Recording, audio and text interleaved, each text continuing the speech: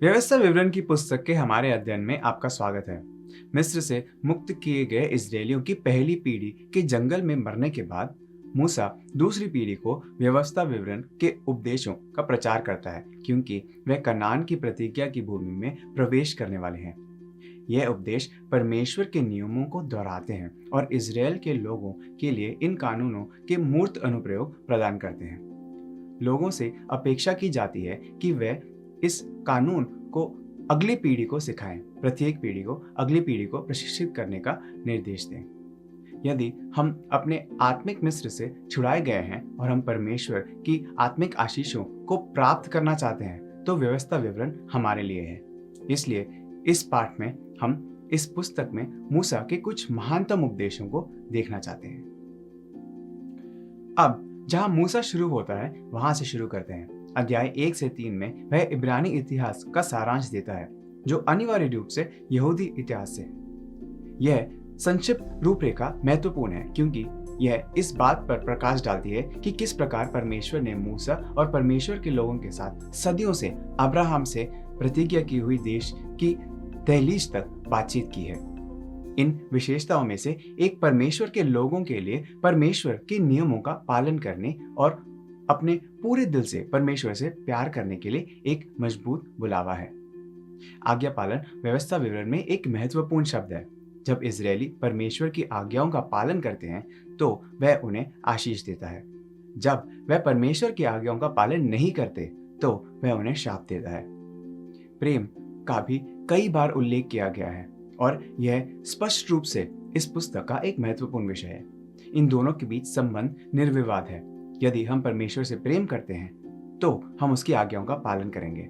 अगर हम कहते हैं कि हम प्यार करते हैं लेकिन सक्रिय रूप से पालन नहीं करते, तो हम झूठे हैं। अध्याय 4 परमेश्वर के लोगों को परमेश्वर के वचन का पालन करने और परमेश्वर द्वारा उनके लिए किए गए कार्यों को कभी ना भूलने की चेतावनी देता है।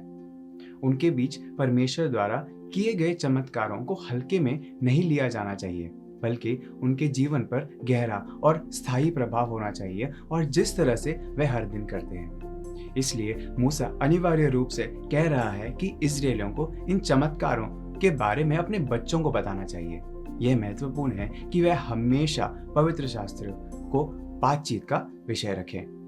परमेश्वर ने उनके साथ एक वाचा भी बांधी, जो एक अनुबंध या पवित्र प्रतिज्ञा है, जिसे परमेश्वर द्वारा लागू किया जाता है।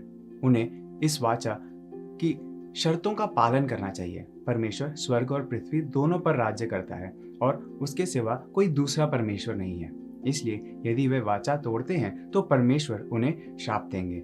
यदि वे वाचा का पालन करते हैं, तो परमेश्वर उन्हें आशीष देंगे। इसलिए उन्हें उसके नियमों का पालन करना चाहिए। फिर से इसे हल्के में नहीं लिया जाना चाहिए। अध्याय 5 निर्गमन 20 से 10 आज्ञाओं को दोहराता है। दोनों की तुलना करते हुए हम देखते हैं कि व्यवस्था विवरण में कुछ अनुप्रयोग निर्गमन में नहीं पाए जाते हैं। व्यवस्था विवरण 5 32 और 33 में मूसा कहते हैं, इसलिए तुम अपने परमेश्वर यहोवा की आज्ञा के अनुसार करने में चौकसी करना, न तो दाहिने मुड़ना और न बाएं। जिस मार्ग पर चलने की आज्ञा तुम्हारे परमेश्वर यहोवा ने तुमको दी है, उस सारे मार्ग पर चलते रहो कि तुम जीवित रहो और तुम्हारा भला हो, और जिस देश के तुम अधिकारी होगे, उसमें तुम बहुत दिनों के लिए बने रहो। परमेश्वर की आशीष की कुंजी आज्ञाकारिता है। व्यवस्था विवरण 6 और 7 में आगे बढ़ते हुए हम विश्वास के मूल यहूदी अंगीकार को पाते हैं। रबियों के लिए यह मूसा द्वारा कही गई सबसे बड़ी बात मानी जाती है, क्योंकि यह अंगीकार इस आज्ञा से शुरू होता है इज़राइल सुन ले। रबी इसे शेमा कहते हैं, क्योंकि शेमा का इब्रानी शब्द है जिसका अर्थ है सुनना। इन अध्यायों का उद्देश्य दूसरी पीढ़ी के इस्राएलियों को उनके मूल्यों और परमेश्वर के वचन को तीसरी पीढ़ी तक पहुंचाना है। परमेश्वर बच्चों की शिक्षा की जिम्मेदारी उनके माता पिता को देते हैं, जिन्हें अपने बच्चों को वयस्कों में पालने के लिए बुलाया जाता है, जो परमेश्वर से प्यार करते हैं और उनकी आज्ञा मानते हैं। 6-7 में मूसा कहता है, और तू इन्हें अपने बाल बच्चों को समझाकर सिखाया करना और घर में बैठे मार्ग पर चलते लेटते उठते इनकी चर्चा किया करना। यहाँ पर माता पिता के लिए अपने बच्चों को परमेश्वर की शक्ति और प्रेम सिखाने पर जोर दिया गया है और पिता और माता दोनों को इस उद्देश्य को पूरे दिल से करने की आवश्यकता है। मूसा जानता है कि प्रशिक्षण केवल व्यवस्था को दोहराने से कहीं अधिक की मांग करता है। प्रशिक्षण शिक्षण को एक उदाहरण के रूप में जीने की मांग करता है। इसे समझने के लिए इसे लगातार समझाता है और यह सुनिश्चित करता है कि इसका अभ्यास तब तक किया जाए जब तक कि यह जीवन शैली ना बन जाए। बच्चे बता सकते हैं कि क्या उनके माता पिता पाखंडी हैं जो उपदेश कुछ और देते हैं और जीते कुछ और हैं। इसलिए मूसा का बड़ा जोर इस बात पर है कि माता पिता को अपनी आज्ञाकारिता की शिक्षा का समर्थन करने के लिए आज्ञाकारी जीवन जीना चाहिए। इन वचनों को न केवल उनके दिलों में बसना चाहिए बल्कि उनके कार्यों में उन्हें मूर्त रूप देना चाहिए। परमेश्वर हमें अपना वचन देते हैं क्योंकि वह चाहते हैं कि हम अच्छी तरह से जीना सीखें। परमेश्वर ने इन सभी नियमों को यह देखने के लिए नहीं बनाया कि वह हमें कितना दुखी कर सकते हैं। भले ही परमेश्वर के मार्ग का पालन करना कभी कभी असहज हो सकता है। बाइबल का प्रत्येक शब्द इसके नियमों और संहिताओं सहित मानवता के लिए परमेश्वर के प्रेम और उनकी इच्छा से पैदा हुआ है, हमारी भलाई के लिए। यह हमें हमेशा याद रखना चाहिए। परमेश्वर हमसे बिना शर्त प्यार करते हैं और जितना हम समझ सकते हैं उससे कहीं अधिक गहराई से। परमेश्वर ने जीवन बनाया है, इसलिए हम भरोसा कर सकते हैं कि वह इसमें परिपूर्णता पाने के सर्वोत्तम तरीके जानते हैं। यूहन्ना 10:10 में यीशु ने घोषणा की, मैं इसलिए आया कि वह जीवन पाए और बहुतायत से पाए। आप इस प्रचुर जीवन को कैसे प्राप्त कर सकते हैं? आप परमेश्वर के वचन को सीखते हैं, प्यार करते हैं और जीते हैं। मूसा के इन शब्दों पर विचार करें। व्यवस्था विवरण 8:1-3, जो आज्ञा मैं आज तुझे सुनाता हूँ उन सबों पर चलने की चौकसी करना, इसलिए कि तुम जीवित रहो और बढ़ते रहो, और जिस देश के विषय में यहोवा ने तुम्हारे पूर्वजों से शपथ खाई उसमें जाकर उसके अधिकारी हो जाओ। और स्मरण रख कि तेरा परमेश्वर यहोवा उन 40 वर्षों में तुझे सारे जंगल के मार्ग से इसलिए ले आया है कि वह तुझे नम्र बनाए और तेरी परीक्षा करके यह जान ले कि तेरे मन में क्या क्या है और कि तू उसकी आज्ञाओं का पालन करेगा या नहीं।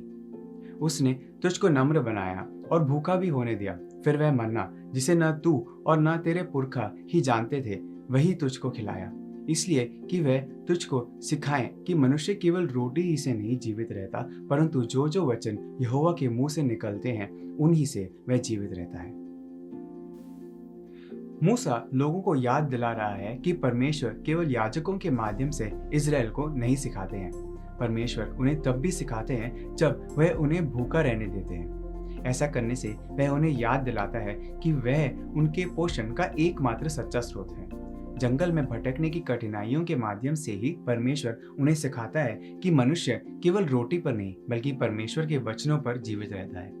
केवल बुनियादी भौतिक आवश्यकताओं की पूर्ति करना ही पर्याप्त नहीं है। हम वास्तव में परमेश्वर द्वारा दिए गए प्रत्येक वचन का पालन करके जीते हैं। पवित्र शास्त्र के बारे में जितना हो सके उतना सीखना महत्वपूर्ण है, लेकिन यह पवित्र शास्त्र को ईमानदारी से जीने से ही कि ज्ञान हमें हृदयों को बदल देता है। आगे बढ़ते हुए हम देखते हैं कि कैसे व्यवस्था विवरण 8 धन के खतरे के प्रति चेतावनी देता है। क्या आपने कभी सोचा है कि भरपूर होना एक चुनौती हो सकता है? मूसा इजरायलियों को स्मरण दिलाता है कि उन्होंने जंगल में दंड और पीड़ा के समय परमेश्वर के वचन को सीखा। अब वह ऐसे देश में प्रवेश करने वाले हैं जो भरपूर है। मूसा ने उन्हें चेतावनी दी कि क्या हो सकता है यदि वह वहां रहते हुए अपने पहरे को कम कर दें। वह पद 11 से 14 में कहता है, इसलिए सावधान रहना, कहीं ऐसा न हो कि अपने परमेश्वर यहोवा को भूलकर उसकी जो जो आज्ञा, नियम और विधि मैं आज तुझे सुनाता हूँ उनका मानना छोड़ दे। ऐसा न हो कि जब तू खाकर तृप्त हो और अच्छे अच्छे घर बनाकर उनमें रहने लगे और तेरा गाय बैलों और भेड़ बकरियों की बढ़ती हो और तेरा सोना चांदी और तेरा सब प्रकार का धन बढ़ जाए, तब तेरे मन में अहंकार समा जाए और तू अपने परमेश्वर यहोवा को भूल जाए जो तुझको दासत्व के घर अर्थात मिस्र देश से निकाल लाया है। अध्याय 9 की शुरुआत मूसा द्वारा लोगों को चेतावनी देने के साथ होती है कि जब वह उन्हें उस देश में ले जाए जिसे उसने अब्राहम से प्रतिज्ञा की थी, तो वह अहंकारी न बने। 9:1-4 में वह प्रचार करता है, हे इज़राइल सुन, आज तू यरदन पार इसलिए जाने वाला है कि ऐसी जातियों को जो तुझसे बड़ी और सामर्थी हैं और ऐसे बड़े नगरों जिनका शहरपना आकाश से बातें करती हैं, अपने अधिकार में ले लें। उनमें बड़े बड़े और लंबे लंबे लोग अर्थात अनाकवंशी रहते हैं, जिनका हाल तू जानता है, और उनके विषय में तूने यह सुना है कि अनाकवंशियों के सामने कौन ठहर सकता है। इसलिए आज तू यह जान ले कि जो तेरे आगे भस्म करने वाली आग के समान पार जाने वाला है, वह तेरा परमेश्वर यहोवा है, और वह उनका सत्यानाश करेगा और वह उनको तेरे सामने दबा देगा, और तू यहोवा के वचन के अनुसार उनको उस देश से निकालकर शीघ्र ही नष्ट कर डालेगा। जब तेरा परमेश्वर यहोवा उन्हें तेरे सामने से निकाल चुके, तब यह ना सोचना कि यहोवा तेरे धर्म के कारण तुझे इस देश का अधिकारी होने को ले आया है। परमेश्वर उनके द्वारा जो कुछ भी करते हैं वह परमेश्वर की कृपा के कारण है, न कि उनकी अपनी व्यक्तिगत महानता के कारण। वे नहीं कर सकते, वह कर सकते हैं। वास्तव में उनके माध्यम से परमेश्वर के कार्य में न्याय और निर्णय का एक तत्व है। इज़राइल को उनकी धार्मिकता के कारण नहीं, बल्कि परमेश्वर की दया और उनसे किए गए वादे के कारण और कनान में राष्ट्रों के सामने आने वाले अनुग्रह के कारण लाभ होता है। मूसा 9:5 में स्पष्ट रूप से कहता है, तू जो उनके देश का अधिकारी होने के लिए जा रहा है, इसका कारण तेरा धर्म या मन की सिद्धाई नहीं है। तेरा परमेश्वर यहोवा जो उन जातियों को तेरे सामने से निकालता है, उसका कारण उनकी दुष्टता है, और यह भी कि जो वचन उसने अब्राहम, इसहाक और याकूब तेरे पूर्वजों को शपथ खाकर दिया था, उसको वह पूरा करना चाहता है। इन राष्ट्रों को केवल श्रेष्ठ इज़राइल के लिए जगह बनाने के लिए नहीं हटाया गया था। उन्होंने बुरे तरीके से काम किया है और इसलिए उन्हें उचित रूप से देश से हटा दिया जाना चाहिए। इस कारण से मूसा इस्राएलियों से कहता है कि जब वह देखें कि परमेश्वर उनके सामने कनानियों का नाश कर रहे हैं, तो उन्हें विनम्र और भयभीत होना चाहिए। वह नतीजे से बाहर नहीं है। यदि इज़राइल पाप करता है जैसे कि इन राष्ट्रों ने पाप किया है, तो वह भी भूमि से हटा दिए जाएंगे, जैसा कि परमेश्वर लय व्यवस्था में कई बार वादा करते हैं। उन राष्ट्रों के पापों को सूचीबद्ध करने के बाद जिन्हें वह विस्थापित करने वाले हैं, परमेश्वर 18:24-28 में कहते हैं, ऐसा कोई भी काम करके अशुद्ध न हो जाना, क्योंकि जिन जातियों को मैं तुम्हारे आगे से निकालने पर हूँ, वे ऐसे काम करके अशुद्ध हो गई हैं, और उनका देश भी अशुद्ध हो गया है। इस कारण मैं उस पर उसके अधर्म का दंड देता हूँ, और वह देश अपने निवासियों को उगल देता है। इस कारण तुम लोग मेरी विधियों और नियमों को निरंतर मानना, और चाहे देशी चाहे तुम्हारे बीच रहने वाला विदेशी हो, तुम में से कोई भी ऐसा घिनौना काम ना करना। अब ऐसा ना हो कि जिस रीति से जो जाति तुमसे पहले उस देश में रहती थी, उसको उसने उगल दिया, उसी रीति से तुम उसको अशुद्ध करो, तो वह तुम्हें भी उगल दें। जब हम परमेश्वर से अच्छी वस्तुएं प्राप्त करते हैं जिसके हम योग्य नहीं हैं, तो वह परमेश्वर का अपात्र अनुग्रह प्रदान करता है।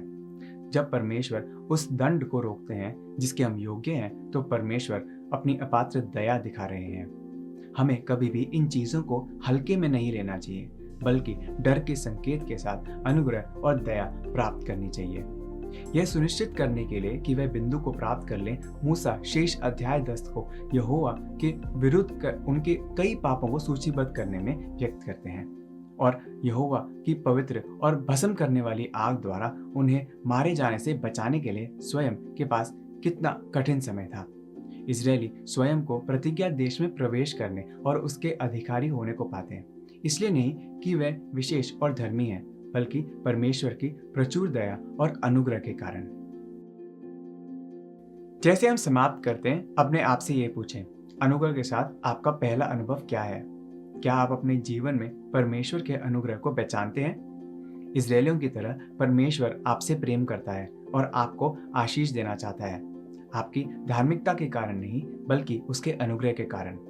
वह आपको उसके अनुग्रह के कारण वह देता है जिसके योग्य आप नहीं हैं, और वह अपनी दया के कारण उस दंड को रोक लेता है जिसके आप योग्य हैं। वह आपको खोजता है, आपको अनुशासित करता है, आपको वचन के माध्यम से आपको सिखाने का प्रयास करता है और अपने प्रेम के कारण आपको उद्धार और परिवर्तन प्रदान करता है। आज उसे पुकारें और पहचानें कि वह हमारे योग्य से कहीं अधिक है।